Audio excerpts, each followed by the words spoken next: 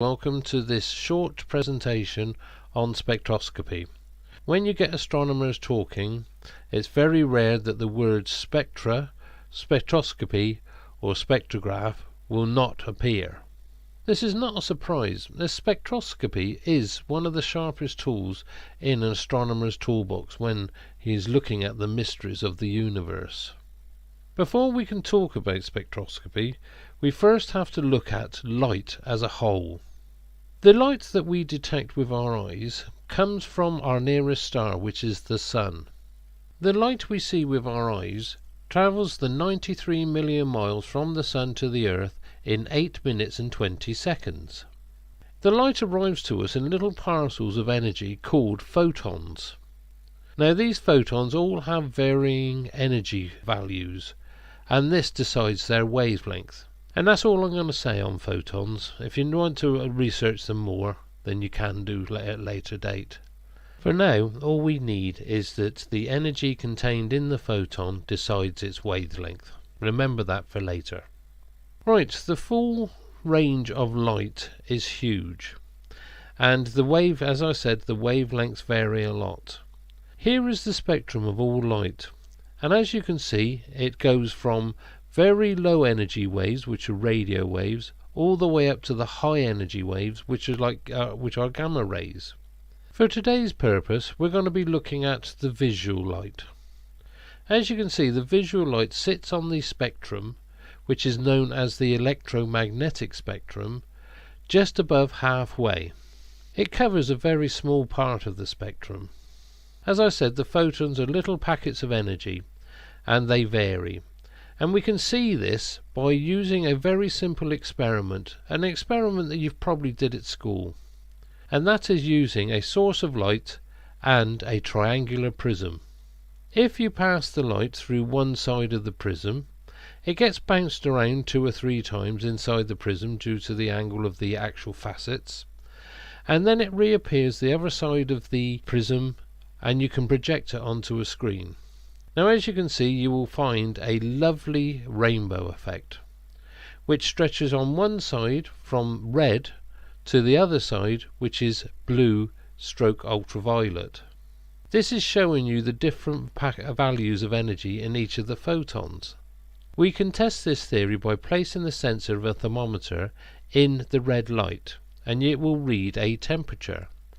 If you then move the sensor to the blue or ultraviolet light, you will see that the temperature is actually higher, because the photons at that end of the spectrum are carrying a higher energy, whereas in the red it's a lower energy, hence the lower temperature. By performing this experiment you are in good company. Isaac Newton himself used to use this system to split the light into its constituent parts. So a quick recap so far. The low energy photons with long wavelengths sit at the red end of the visual light spectrum, whereas the high energy photons sit at the blue end with their shorter wavelengths, and all the wavelengths in between give us the different colours of the rainbow. Also, visual light is only a very small part of the whole of the electromagnetic spectrum and sits halfway along. So back to our original questions. First, what is a spectrograph? A spectrograph is an instrument that separates the light from a star or any other light source into its constituent colours or wavelengths. So it's a bit like the prism we mentioned in the experiment earlier, but gives us the spectrum in a far greater detail. Question 2. What is spectroscopy? Stellar spectroscopy is the analysis of the lines in the spectra of stars and is by far an astronomer's most important tool for investigating the physical nature of stars. So a spectrograph will give us the spectra of a star, but in far greater detail, in the form of little lines. And the study of these lines in the spectrum will tell us a lot about the star and its environment. So what can we see in this extra detail? We can see the radial velocities of stars, that is, motion of the star towards or away from Earth. We can calculate relative masses, orbital periods, and orbit sizes of stars in a binary system. We can measure temperatures, atmospheric densities, and surface gravities of stars. Also deduce magnetic fields and their strengths on stars. We can glean the chemical composition of stars, what atoms are present and in what states they exist. We can also watch the sunspot cycles, or should we call that star spot cycles. In that list I mentioned surface gravities of stars and also magnetic fields and their strengths on stars. Well, I'm not going to go into these because I consider this more advanced spectroscopy, and you have to use methods like the Zeeman effects and the Stark effects, so we'll leave that for another day. So back to these lines in the spectrum that give us all this information. The lines we see in the spectrum appear either dark or very bright. The dark lines are called absorption lines, while the bright lines are called emission lines. For our purposes, and to make it easier for me, I'm just going to talk about the dark lines that we see, the absorption lines. So what are absorption lines, and how do they get there? Well, to explain this, I must rewind the clock on the life cycle of the photon. The photon is first produced in the centre of the Sun, and it spends probably the next 100,000 years trying to escape the Sun. But in the centre of the Sun there is so many high energy particles that it's being buffeted around, ricocheted, ping-ponged all over the place. But eventually, if it's lucky enough, it will reach the outer layers of the Sun. Now in the outer layers of the Sun are all the elements that the Sun is producing, and also the elements that were present in the star's maternal gas cloud that gave birth to it. Remember I said each photon carries an energy level, which in turn determines its wavelength. Different energy levels, different wavelengths. Now the elements in the outer layers of the Sun are in a state we call ionized. This is where when an element is exposed to high energy levels and heat, the energy levels and the heat will actually start to strip away electrons from the atom. For example, let's have a look at iron atoms. If an iron atom is in an ionized state, it will carry an energy. So again, it will have its own wavelength. Now, the photon, which is running the gauntlet of all these elements in their ionized states, if it happens to meet an ionized iron atom, which has the same wavelength as the photon, then the photon will be absorbed. And all the other ionized iron atoms with the same wavelength will also be absorbing all the photons with the same wavelength. This results in a deficiency of photons at that specific wavelength actually leaving the Sun's surface.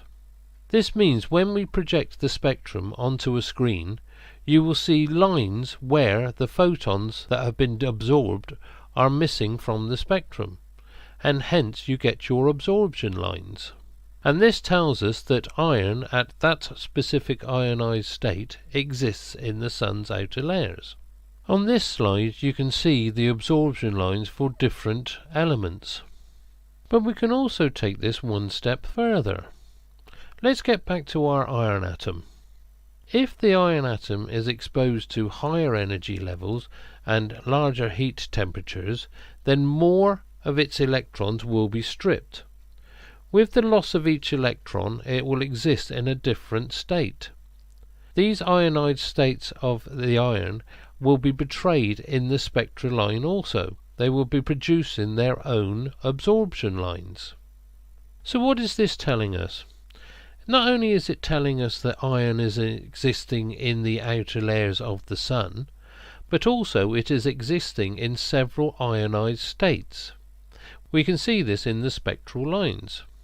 So that also means that the outer layers of the Sun are at different temperatures in different areas, so that these ionized iron states can exist. If the Sun's outer layers were all one uniform temperature, we would only see one ionized state of iron. So the temperature varies over the surface. Job's a good un. There is a way we can test this. If we go back to the prism experiment we talked about earlier, But this time, between the light source and the prism itself, if we place a test tube full of hydrogen and then pass the light through the test tube, then the prism, and project the spectrum onto a screen, you will actually see in the spectrum definite black lines. This is the spectral fingerprint of hydrogen. These element fingerprints in the spectra of the stars tells us so much about the star and its environment and where it actually came from. But I also mentioned that we can actually detect movement by again looking at the absorption lines in the spectra. We do this by using a method which is the light equivalent of the Doppler shift. Now the Doppler shift we've all experienced. It's when an emergency vehicle is coming towards you with its siren going. As it moves towards you, the pitch gets higher and higher. But as soon as it passes you, the pitch gets lower and lower. This is because as the vehicle comes towards you, the sound waves are actually compressed, increasing their frequency. But as it passes you, the sound waves become stretched, giving them a lower frequency, so the tone drops. Well, light acts in exactly the same way. If a bright object is moving towards you, the light waves actually get squeezed, increasing their frequency, which means the whole shift is towards the blue. If an object is moving away from us, the light waves actually get stretched, and the spectrum moves towards the red. This is called the red/blue shift, and it tells us which direction an object is moving, away or towards us. So what do I mean about red shift and blue shift? It means that when we look at the absorption lines in the spectra, if an object is moving towards us, the whole of the absorption lines will move towards the blue end of the spectrum. If it is moving away from us, the absorption lines will slip towards the red, and this indicates which direction it is moving in comparison to us. But this can be taken one step further. We can also, using exactly the same technique of the red shift and the blue shift, detect small wobbles in the stars themselves. Also, it will tell us if a star has a companion, and by watching their separate orbits, by using the red and blue shift, we can determine their size, their orbital lengths, and their masses. And all this can be discerned from the red and blue shift of the stars. Sunspots will be betrayed by the effects they have on the surface of the star themselves, and by looking at the elements and the states of ionization they are existing in. Also, spectroscopy can be turned towards nebulae and galaxies, again looking at the interstellar medium between all the stars, telling us how old the galaxy and all the elements that exist within the interstellar medium. And all this just from looking at a few black lines on a spectrum of a star. Well, I hope this makes it a little bit simpler for you if you didn't know anything about spectra. And keep an eye out for more of these jargon busters. Hopefully there'll be a few more on their way. Remember, you will find us on Monday nights at 8 PM UK time. Come and join the panel, and if you have any questions, drop them in the chat and we'll answer what we can. So I hope to see you soon there. Just before you go, just one more amazing wow fact. Now, we all know the universe started with the Big Bang, and not long after the Big Bang, in cosmological times, the universe cooled enough to actually form the first atoms. The first elements formed were hydrogen at 73%, followed by helium at 25%, and a tiny splattering of other elements. This hydrogen produced so early in the universe's history is all the hydrogen it is ever going to have. No more will ever be made. Now, our bodies are made up between 55 and 75% water. Now, water is 2 hydrogen atoms connected to 1 oxygen atom. So just think about it. The atoms that are going to make up your body, some of them are almost as old as the universe itself. Isn't that amazing? It's a bit of a wow factor, that. Anyway, we'll hope to see you Monday nights. Everybody please take care, and I'll speak to you soon. Bye for now.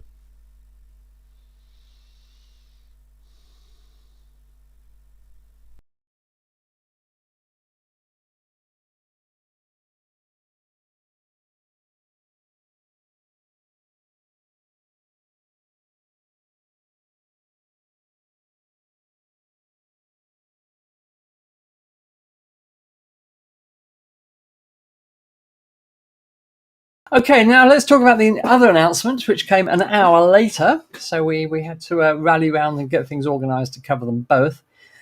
The Milky Way in neutrinos. What you are looking at is IceCube. This is an observatory at Amundsen Station at the South Pole in the middle of the Antarctic continent.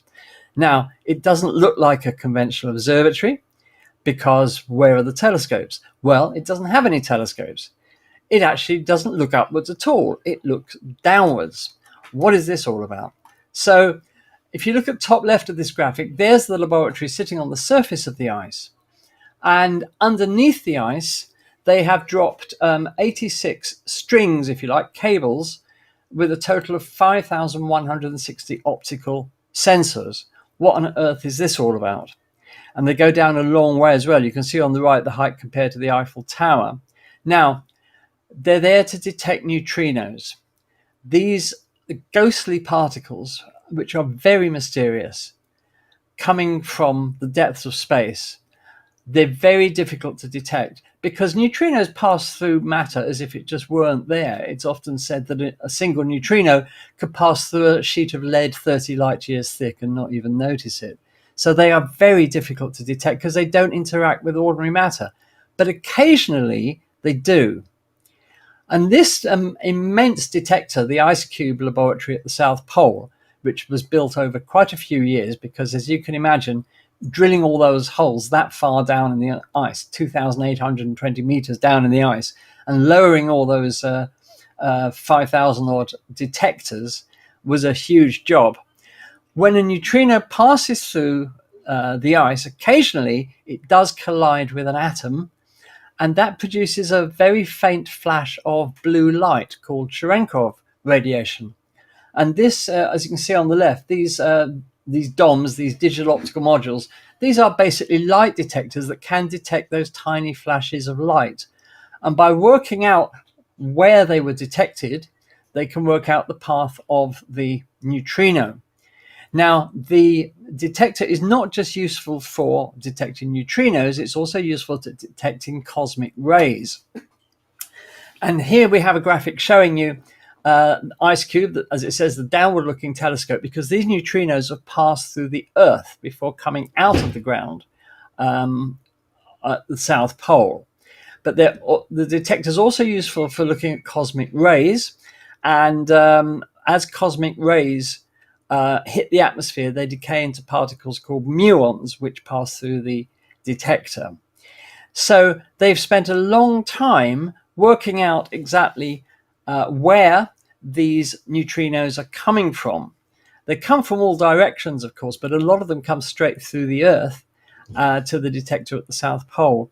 And in actual fact, here's an example of a muon passing through the detector. As it passes through, you will see the blue lines. This is actual data, which represent the Cherenkov radiation that's given off. And this is a path of a muon, one of the shower that result when a cosmic ray decays in the upper atmosphere. And as you can see, they can work out exactly where it came from on the sky because of its path. So what is this all about, really? Well, what it's all about is the Milky Way. So here's our galaxy in optical. In optical light, that's what our galaxy looks like. You're probably familiar with something like that. If we look at it in radio waves, that's what the plane of our galaxy looks like in radio waves. This is what it looks like in high energy gamma rays. But now we can add to that. We can show you what the plane of the galaxy looks like in neutrinos. And it looks like that. So this is the first time that we've been able to map the plane of the galaxy using neutrinos. It's an immense achievement. There are lots of bright neutrino sources there. The next step will be to work out where those neutrinos are coming from. Neutrinos are created basically every time two atoms collide, it releases neutrinos. So this is typically in the hearts of stars, in thermonuclear reactions in stars. Neutrinos are also produced in supernovae explosions in large numbers. And basically, anytime two atoms collide, then they release neutrinos. Another way of looking at the same thing, just putting some more visible graphics on the galactic center and the galactic plane. As you can see, there are lots of neutrino sources there. So astronomers will now be trying to work out what is producing those neutrinos. So again, like the gravitational wave announcement, very, very big step forward for IceCube and neutrino science. Congratulations to both the Pulsar timing array and the IceCube team for two incredible announcements last week. And just to finish, I'd like to read this. It's a poem by, of all people, John Updike, who chose to write about neutrinos, and it's called Cosmic Gall. Neutrinos, they are very small. They have no charge and have no mass and do not interact at all. The Earth is just a silly ball to them through which they simply pass like dustmaids down a drafty hall or photons through a sheet of glass. They snub the most exquisite gas, ignore the most substantial wall, cold shoulder steel and sounding brass, insult the stallion in his stall, and, scorning barriers of class, infiltrate you and me like tall and painless guillotines. They fall down through our heads into the grass. At night they enter at Nepal and pierce the lover and his lass from underneath the bed. You call it wonderful, I call it crass. So there you are. So that's John Updike on neutrinos, and I think that's a wonderful poem. This is why I'm calling it Saturn's weirdest moons. Just give me 1 second, and here we go. Okay, hope you can see that. The first one is this moon, Hyperion, which is most bizarre. As you can see, it's got a surface that resembles a sponge, and Cassini flew by this close distance, about 5,000 miles away. And everybody was just amazed at what this moon actually looked like. Just a few details about Hyperion. It's 360 by 266 kilometers. Do forgive me if I slip between miles and kilometers, because I'm in that difficult age, you know. It's designated in Saturn 7. In other words, it's the seventh moon from Saturn going outwards. It's actually 1.5 million kilometers away from Saturn. Its composition is mainly water ice with a bit of rock thrown in. And it's got an incredibly low density for a moon of its size. Now, what this means is when meteoroids, if you want to call them that, bits of rock hit it, instead of causing a big impact and a huge crater and flinging material into the space, the density of Hyperion is so low that it just sort of punctures the surface and digs downwards without actually making a huge crater. So as you can see from this image, if you look down the craters, they're cylindrical rather than sort of bowl-shaped.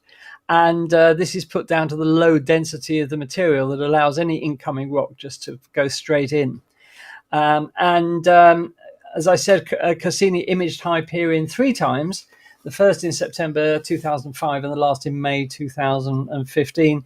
But Cassini's orbit did not allow it to approach Hyperion any more regularly than that. Only 3 times it managed to fly past the moon.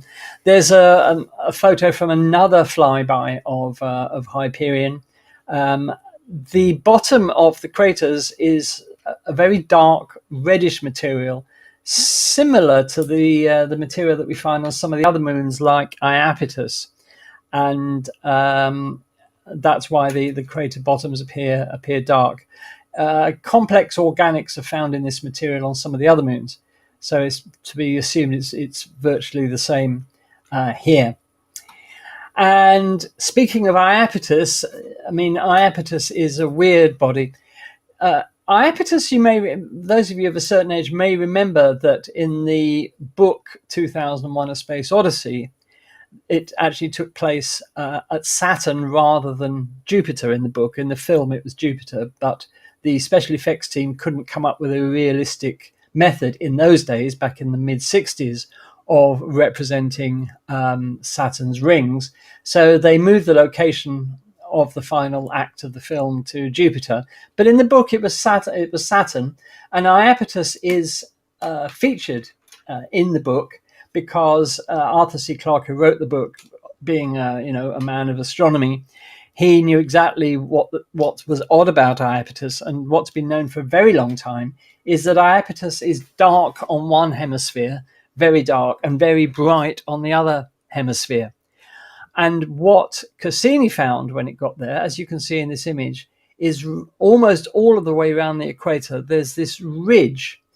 It looks like two halves of a moon have sort of been welded together, and that's the weld line. So this is certainly extremely odd. I'll talk about the ridge in a moment. So this was a very odd moon with its bright hemisphere and its dark hemisphere. It's 1492 by 1424 kilometers, so nearly spherical.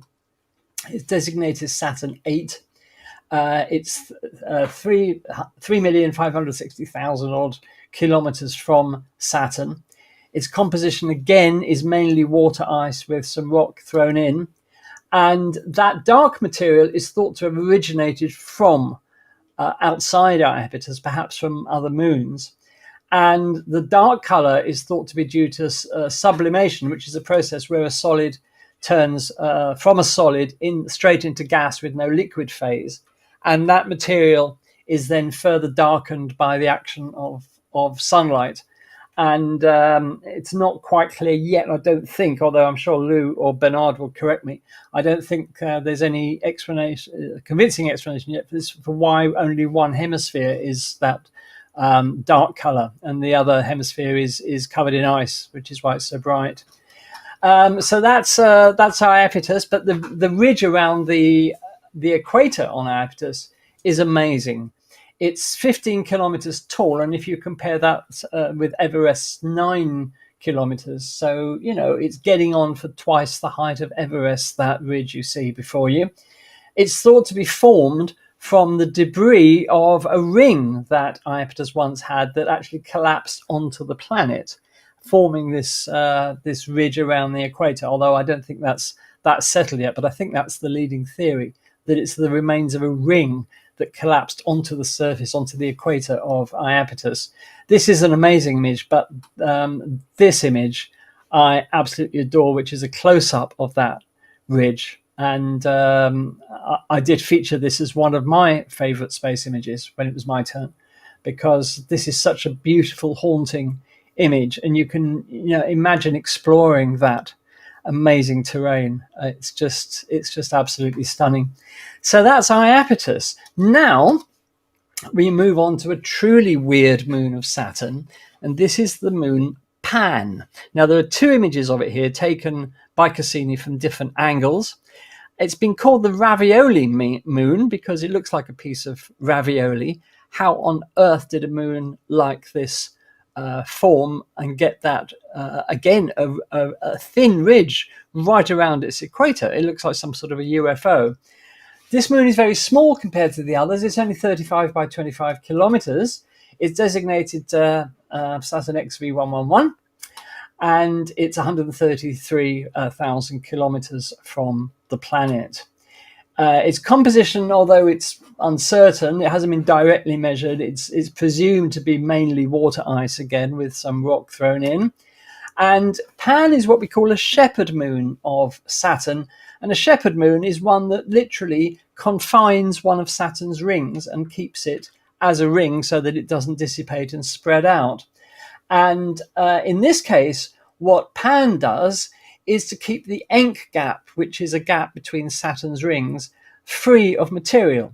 So it's sweeping up material from the Encke gap all the time. And it's this material that it's swept up, which is thought to fall on its surface and form this equatorial ring over time, over a long time. So it's literally because the moon is acting as a sort of hoover, if you like. It's hoovering up this material, which settles on its equator and forms this this incredible ridge around it. Now, just so you know where we are, these are Saturn's rings, and you can see towards the right, there's the Encke gap. So we've got several gaps in Saturn's rings. We've got the Huygens gap. We've got the famous Cassini division, which was first seen by Galileo. We've got the Encke gap, and we've got the smaller Keeler gap. And Pan actually patrols, if you like, within the Encke gap, sweeping up any material that has entered it from the rings. And here's an image taken by Cassini of Pan actually in the Encke gap. So that's a beautiful image of that little moon actually in the middle of the Encke gap there, which I think is an amazing image. We move on now to our last moon of this evening, Atlas. Now, Atlas is another moon that similarly has a ridge around it. This, I think, is an amazing image because basically you're seeing a mountain on the top of the moon with this weird ridge around its equator. And Atlas is, getting on for the same size as Pan, 40 by 35 by 18.6 kilometers. It's designated Saturn XV. It's 137,000 kilometers from the planet. Again, it's thought mainly to be water ice. And because for a long time, Atlas was thought to be shepherding the A ring to make it keep its shape, if you like, it's now thought that it isn't actually a shepherd ring of the A ring at all.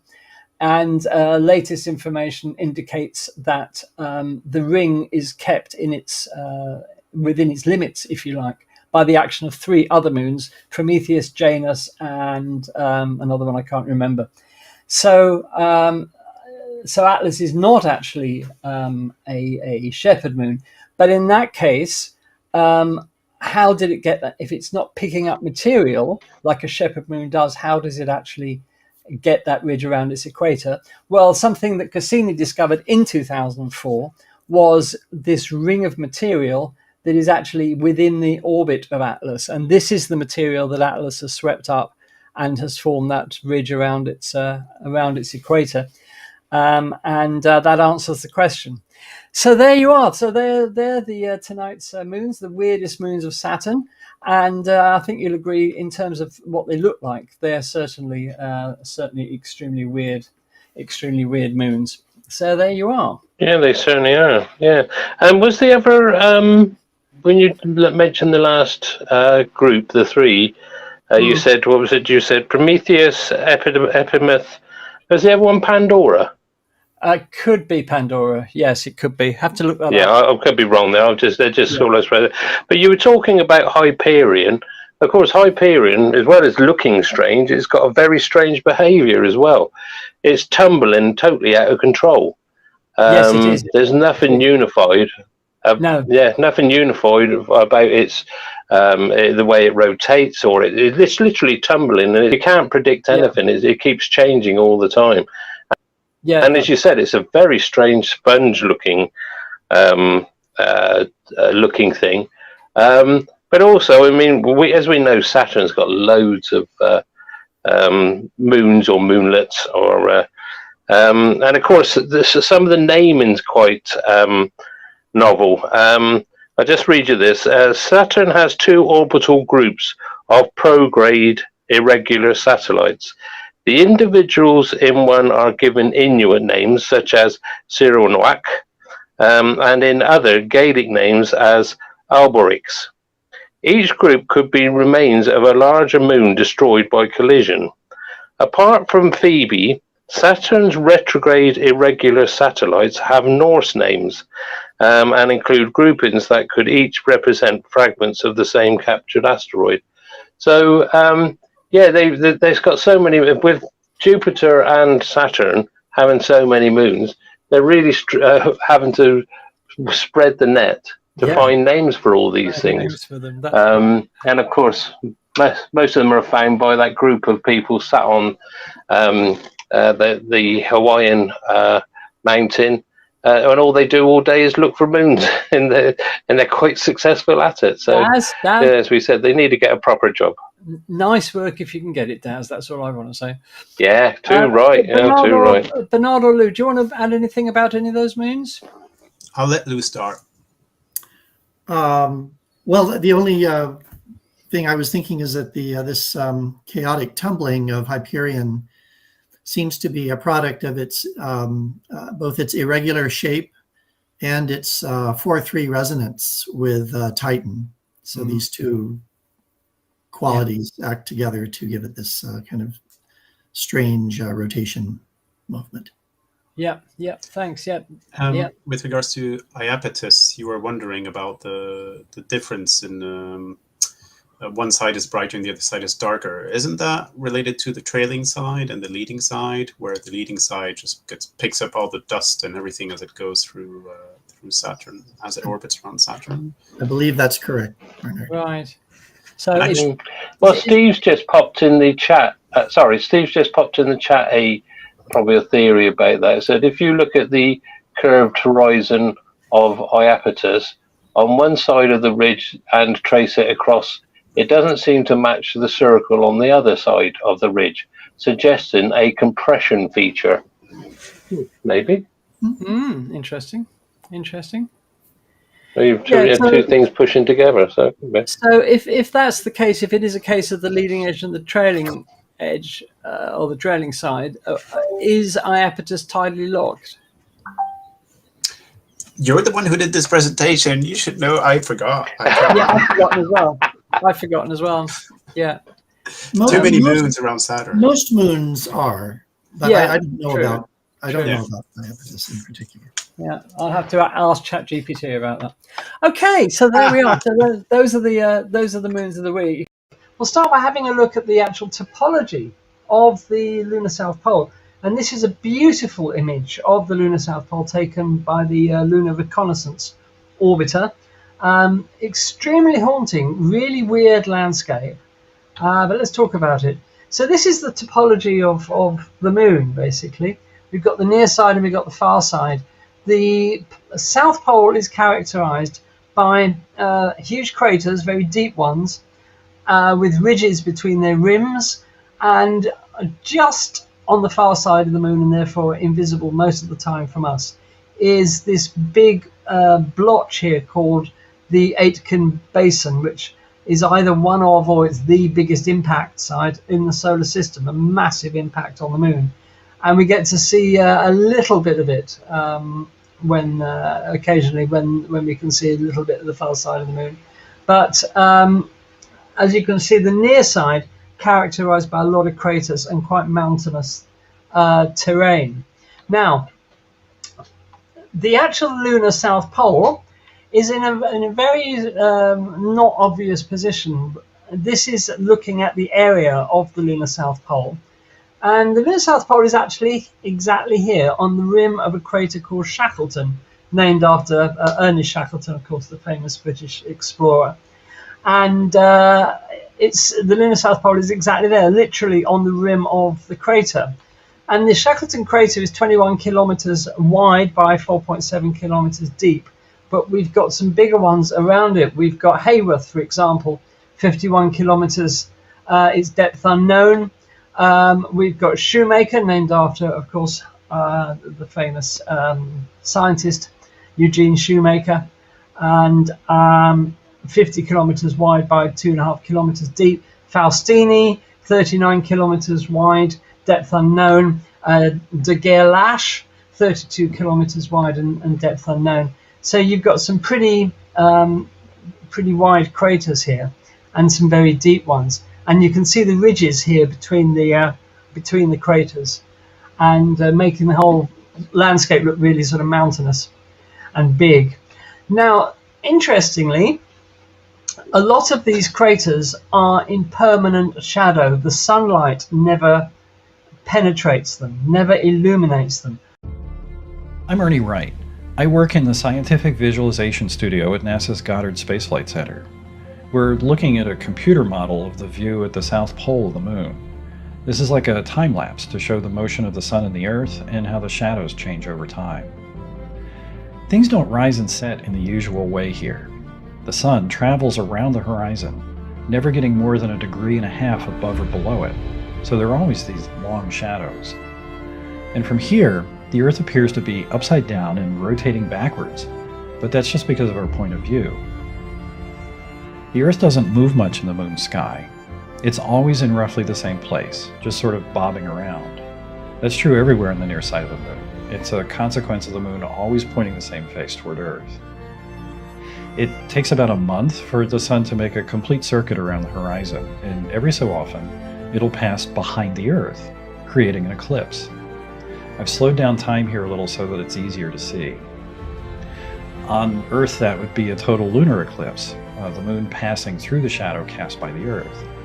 But if you're standing on the moon, it's an eclipse of the sun. The terrain at the South Pole is especially rugged. The rim of Shackleton craters in the foreground here, and the mountain off on the horizon, unofficially known as Mons Malapert. It's about 85 miles away. Shackleton crater is about 13 miles wide. Not quite as wide as the Grand Canyon, but it's twice as deep.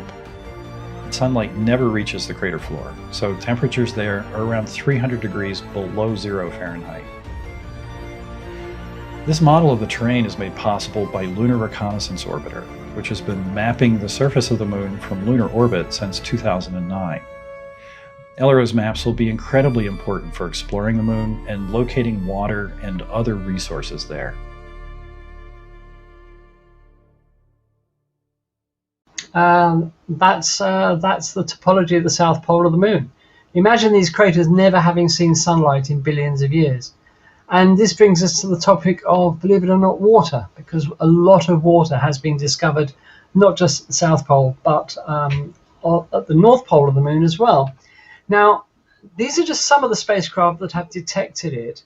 Lunar Prospector, I think, was the first in 1998, and it detected a possible 300 million tons of water at each pole, so 600 million in total. Then we got Clementine in 1994, detected water at both poles. Chandrayaan-1, the predecessor of Chandrayaan-3, which is hopefully going to land on the moon on Wednesday, was an impactor mission to slam an impactor into the moon, and it detected water ice near Shackleton crater.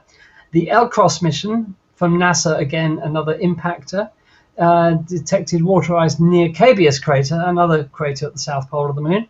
The Deep Impact mission, you may remember, to NASA's wonderful mission to ram a probe or an impactor into an asteroid, and that was in 2009. But on its way to the asteroid, it bypassed the moon, and it actually detected water vapor in the moon's atmosphere. And if you're going to turn around and say that the moon hasn't got an atmosphere, well, yes, it has. It's just a very, very thin one. But the Deep Impact mission detected water vapor in that atmosphere. And Chang'e 5, you may remember, I think I reported on this a couple of weeks ago, that around impact sites on the moon, around craters, in other words, it found all these glass beads laying about on the surface that were full of water. So there may be a huge amount of water locked up in those glass beads around craters just on the surface of the moon. So these were all momentous discoveries. Now, the NASA flying observatories, SOFIA, which, as you may know, was in a modified 747, an infrared telescope, looked at the south pole of the moon, and this is what it saw. And you can see here that this is basically telling us that this is water, and lots of it at the lunar south pole. So this is all very exciting. Now, if you can get at that water, well, what does it do for you? What would you use it for? Well, astronauts would use it for all sorts of things, but they would use it obviously to survive, for life support. They would use it for hydroponics, to grow plants on the moon. And they would use it for rocket fuel, because you can split the water into oxygen and hydrogen and make rocket fuel out of it. And of course, they would use it for research, general research about the moon. But there would be other things, I'm sure, that people would think of as well. So it's very, very interesting. Where does the moon's water come from? Well, a few possible places. Comets and asteroids is obviously one, but the solar wind is another, because the charged particles from the sun interact with the lunar surface and can create water molecules, believe it or not. And it can also be from the Earth itself, because don't forget, we believe that the moon was formed after a Mars-sized body collided with the Earth early in its history, and a huge amount of the Earth's crust was thrown into space and then coalesced quite quickly, as it turns out, to form the moon. Well, the water could have come from the Earth in that way.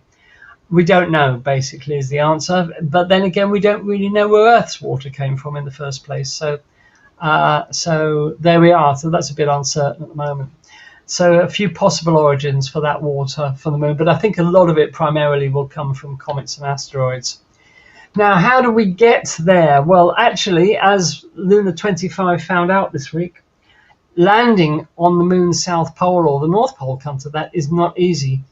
But actually landing on the moon generally is not easy. 50% of all attempted landings on the moon have failed, and you may know that that's exactly the same failure rate as Mars, funnily enough, in a weird cosmic coincidence. So what you have to do, you have to put your spacecraft into a normal, inverted commas, orbit around the moon, a non-polar orbit, and then over time slowly change its orbit so that it becomes a polar orbit. Sounds easy, but actually it's quite complicated. And the loss of Luna 25 appears to have occurred during this crucial phase of changing the orbit into a polar orbit, ready for landing. We don't know exactly, but it looks like that's what happened. So it's not easy. But if everything goes well, this is the place on the moon in late 2025 where NASA will land. And it's been chosen in close proximity to Shackleton Crater, which, as we saw, has got lots of water in it. So hopefully astronauts will descend on SpaceX's lunar Starship towards the moon's south pole and land on this sort of mountainous region here, which is called Malapert Massif. It's thought to be actually part of the rim of the Aitken Basin, that massive impact crater basin that is mainly on the far side of the moon. But the Malapert Massif is thought to be part of it. And hopefully in 2025, this is where NASA will land. Assuming that everything goes well, they want to get at the water. So how do we actually extract ice and water from the moon? Well, you've got a number of different options for getting it out. You can scoop it with a robotic arm, but it turns out that's not very efficient and certainly not energy efficient. You can use a laser to vaporize the ice and then collect the water vapor. That, I think, would be a little bit tricky to do, but it's one option. You could use a heat exchanger to just melt the ice and collect the liquid water. And there are other methods they're looking at, including just straight drilling, something called electrodialysis, and heating the ground with microwaves to release the water held up in it.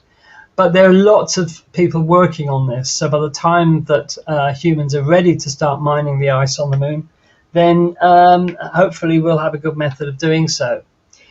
And lastly, talking about the race to the South Pole, well, we've got all sorts of countries involved in this. India, of course, Chandrayaan-3 is going to land on Wednesday, all being well. Fingers crossed. Hope it goes well, India, because God knows you need a success.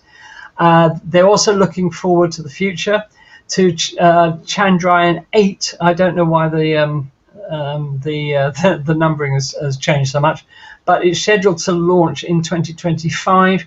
And like Chandrayaan-3, it will consist of an orbiter and a lander and a rover. And they're going to conduct a detailed study of the lunar South Pole, including the search for water, ice, and other resources. The USA has got the Artemis project, and it's all mapped out. Artemis 2, an uncrewed mission to fly round the moon, much like Apollo 8 did in the days of Apollo in 1968. Artemis 3 will be the first mission to actually land people on the moon, the first woman and the first person of color. Artemis 4 is going to deliver the Lunar Gateway. This is a space station that's going to orbit the moon and be used as a staging post for future Artemis missions. Artemis 5, that's going to launch in 2027, and they're going to stay on the moon for a much longer period to carry out experiments and collect more samples. And we've got Artemis 6 in 2028, delivering a habitat module to the Gateway. Artemis 7 launching in 2029, where the astronauts will stay on the moon for even longer to do valuable scientific work and collect and analyze more samples. China has got the Chang'e 7 mission scheduled to launch in 2026, consisting of an orbiter, lander and rover, and a small flying detector. Not quite sure what it's going to be detecting, but I suspect it's ice. And again, it's exploring the lunar South Pole for evidence of water ice and other resources. Chang'e 8 in 2028. This is going to actually try to extract water from the lunar surface using what's called, and it's a whole acronym, ISRU, which stands for In Situ Resource Utilization. Why can't they just say mining, for God's sake? Because that's what it is. Chang'e 9 in 2030, and they're going to land astronauts. China's going to land astronauts on the moon near the lunar South Pole. And beyond 2030, China is in partnership with Russia to develop the International Lunar Research Station, a permanent base at the South Pole of the moon. And actually, there are quite a few Western companies already helping China get this thing ready. So it's definitely a goer, although Russia's role in it is a bit in question now, especially after the Luna 25 loss this week. So we'll have to see what happens there. And of course, we'll keep you posted. Others, Japan is planning to launch a mission to the lunar South Pole in the 2020s. It's called SLIM. This is a much nicer acronym, Smart Lander for Investigating the Moon, which I like. That's short and sweet and to the point. South Korea are planning to launch a mission to the lunar South Pole in the 2030s. That's a little more of an unpronounceable acronym. It's KPLO, the Korea Pathfinder Lunar Orbiter. UAE, the United Arab Emirates, is planning to launch a mission to the lunar South Pole in the 2020s. That's called Hope Probe, because their Martian mission is also called Hope, of course. India and Japan have a plan to develop a mission called the Lunar Polar Exploration to explore the poles on the far side that we can't see directly from the Earth, launching before 2026. So that's a nice international collaboration. Just a word about legalities of all this. The Outer Space Treaty, signed by all sparing nations in 1967, specifically says outer space, including the moon and other celestial bodies, is not subject to national appropriation by claim of sovereignty, by means of use or occupation, or by any other means. Basically, it means no country can claim all or part of the moon, that it's there for the benefit of all humans. So China, for example, couldn't set up a lunar base and then claim territory on the moon. This has never, as Daz and I was saying earlier, this has never really been tested. It's still in force, the Outer Space Treaty, but whether it would actually work in a court of law now, or we don't know what would happen.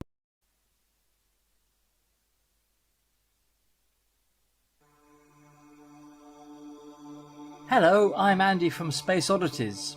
Next to black holes, neutron stars are probably the most bizarre objects in the universe.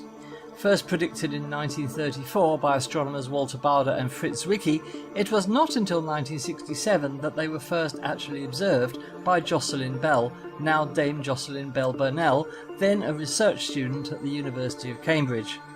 In these Weird Wonders videos, we're going to enter the weird, wonderful world of neutron stars, where matter, magnetism and gravity behave in ways we can scarcely comprehend. In this first episode of the series, I'll be looking at how neutron stars form. Go out under a starry sky in winter or early spring, and you cannot fail to notice the constellation of Orion, one of the most recognisable in the heavens. At Orion's left shoulder there is a bright star with an obvious orange colour. This is Betelgeuse, a red supergiant star some 600 light-years away. Betelgeuse is a truly gigantic star, shown here compared in size to some other giant stars and our Sun, which, as you can see, is tiny by comparison. Betelgeuse is so vast in size that, despite its distance, astronomers have been able to capture an image of its surface, which is not possible with more than just a few stars. Most stars, even in the largest telescopes, appear as mere points of light. The red giant phase of a star occurs when it nears the end of its life, starts to run out of hydrogen and puffs up into something monstrous and bloated. This is in fact the fate of our Sun. In 4 or 5 billion years' time, the Sun will be nearing the end of its life and will have expanded to become a red giant star, swallowing Mercury, Venus and very possibly the Earth as well. This picture shows what the Sun may look like from the surface of the Earth when our star becomes a red giant. After millions of years as a red giant, radiation pressure from the core of the Sun will cease and our star will shrink to become a slowly cooling white dwarf star, finally ending its life a cold, dark cinder. But what of stars larger than the Sun? What happens to them? Stars with more than about 8 times the mass of the Sun do not become white dwarfs. Instead, they end the red giant stage of their lives by blowing themselves apart in what's called a Type II supernova explosion, a detonation of such unimaginable magnitude that in just a few seconds the dying star may release more energy than our Sun will emit during its entire 10 billion year life. In this type of supernova, the star blows away its outer layers, leaving just the core of the star behind. Immediately after the supernova explosion, there is no longer any outward radiation pressure from the core of the star. Consequently, in the sudden absence of any resistance, gravity is able to suddenly and violently compress the core, reducing its size from thousands of miles in diameter to just a mere handful of miles across. This process may happen within a few seconds. The atoms in the core are squeezed closer and closer together, so much so that electrons orbiting the atoms are unable to sustain their orbits and crash inwards to the atomic nucleus, combining with the protons to form neutrons as a bizarre ultra-dense element called neutronium. A neutron star is born, which consists largely of neutronium. It possesses between 1 and 3 times the mass of the Sun, packed into a sphere perhaps just 10 miles across. You may be familiar with the periodic table of elements, where each element has an atomic number representing the number of protons present in its nucleus. Hydrogen, for example, is atomic number 1 as it has just 1 proton. Neutronium is numbered 0 in the periodic table because it does not have any protons. They have all been converted to neutrons. At this point, gravity cannot compress the new neutron star any further, as something called neutron degeneracy pressure pushes back against gravity, preventing the neutron star from shrinking further under gravity's relentless assault. The neutron star is now in finely balanced equilibrium. However, if the star was originally 5 times or more the mass of the Sun, not even neutron degeneracy pressure can exert sufficient force to stop collapse of the core altogether. Gravity wins the battle by compressing the core to a mere point, and a black hole is born. Therefore, whether the result of a supernova explosion is a neutron star or a black hole depends purely on the mass of the star. Neutron stars are bizarre objects indeed. Here is one shown for size comparison with Manhattan. Because up to 3 times the mass of the Sun is packed inside this small sphere, its density is almost incomprehensible. 1 teaspoonful of neutronium would weigh 4 billion tons. Because of its huge mass packed into a small area, the gravitational field of a neutron star is perhaps 1,000 billion times stronger than the Earth's. This intense gravity means nothing taller than a millimetre or so can exist on the surface of a neutron star. Anything taller would be immediately crushed by gravity. A neutron star is therefore a perfect sphere. Astronomers sometimes observe violent radiation outbursts on neutron stars which are thought to be starquakes, where the surface might slip by a couple of millimetres. This is enough to generate huge amounts of energy. The incredible gravity also means that if you were to drop a ball from a height of 1 metre onto the surface of an average 12-kilometre diameter neutron star, by the time the ball hits the surface, it will be travelling at 1.4 million metres per second, or 3.1 million miles per hour. And what of the interior of the neutron star? It must be said that astrophysicists are unsure about what exactly a neutron star looks like on the inside. As we cannot crack one open, we have to be guided by the physics alone, which suggests that the interior is made up of extremely exotic materials which do not exist on the Earth and which cannot be reproduced in a laboratory because of the extreme pressures and forces present. Here's a diagram from NASA showing the possible composition of a neutron star, but we cannot test this model through observations. The starquakes I mentioned earlier might give us an idea in the future of what's going on inside a neutron star, but short of travelling to one and making close-up observations, there's no way to investigate what these bizarre beasts in the cosmic zoo are hiding beneath their surfaces.